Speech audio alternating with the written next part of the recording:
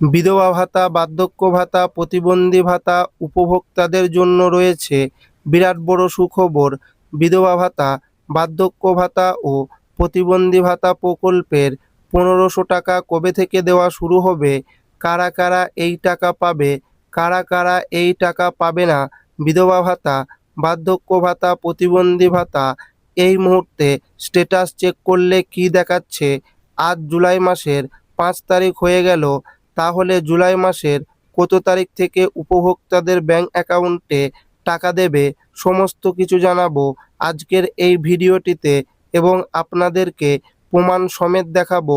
তাই ভিডিওটি প্রথম থেকে শেষ পর্যন্ত দেখবেন এবং আপনি কোন জেলা থেকে দেখছেন অবশ্যই কমেন্টে লিখে জানাবেন। বিধবা ভাতা, প্রতিবন্ধী ভাতা ও বার্ধক্য ভাতা উপভোক্তাদের অ্যাকাউন্টে জুন মাসে 1000 টাকা দেওয়া হয়েছে। খুব শীঘ্রই জুলাই মাসের টাকা দেওয়ার প্রসেসিং শুরু হয়ে যাবে বলে সূত্রের খবর। আজ 5 জুলাই হয়ে গেলেও এখনও পর্যন্ত বিধবা ভাতা, প্রতিবন্ধী ভাতা এবং বার্ধক্য ভাতার 1500 টাকা উপভোক্তাদের ব্যাংক অ্যাকাউন্টে জমা পড়েনি। ফলে বহু উপভোক্তা কিছুটা চিন্তার মধ্যে রয়েছেন। নতুন সরকার রাজ্য বাজেটে ইতিমধ্যেই বিধবা ভাতা, প্রতিবন্ধী ভাতা এবং বার্ধক্য ভাতার আর্থিক সহায়তার পরিমাণ 1000 টাকা থেকে বাড়িয়ে 1500 টাকা করেছে। মুখ্যমন্ত্রী স্পষ্ট জানিয়েছেন যে আগের সরকারের কোনো সামাজিক সুরক্ষা প্রকল্প বন্ধ করা হবে না। সূত্র মারফত জানা যাচ্ছে, যেসব উপভোক্তা লক্ষ্মীর ভাণ্ডার প্রকল্পে টাকা পেতেন এবং যাদের বয়স 60 বছর পূর্ণ হয়েছে, তাদের অনেকেই স্বয়ংক্রিয়ভাবে বার্ধক্য ভাতার আওতায় অন্তর্ভুক্ত হয়েছেন। ইতিমধ্যেই একটি খবর পাওয়া যাচ্ছে, বিভিন্ন পৌরসভায় এবং ব্লক অফিসে যেসব উপভোক্তারা বার্ধক্য ভাতার টাকা পেতেন তাদের লাইফ সার্টিফিকেট জমা নেওয়া হচ্ছে।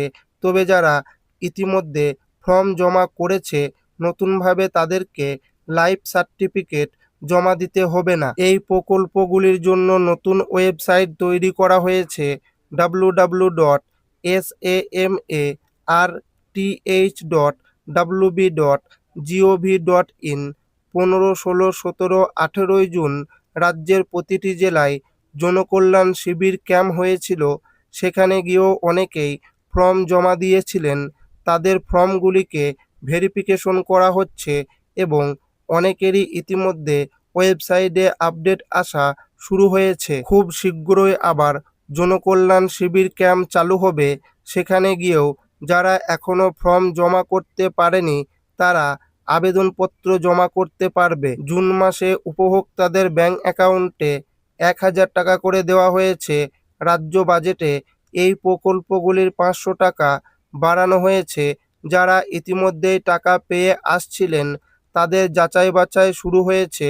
সূত্রের খবর, এই যাচাই বাছাইয়ের ফলে অনেক উপভোক্তার নাম বাদ যেতে পারে।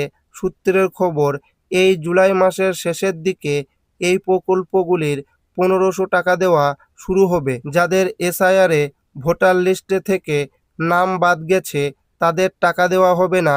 তবে যাদের নাম ট্রাইব্যুনালে রয়েছে এবং যারা সিএ এর জন্য আবেদন করেছেন তারাও সরকারি সুবিধা পাবেন বলে জানানো হয়েছে।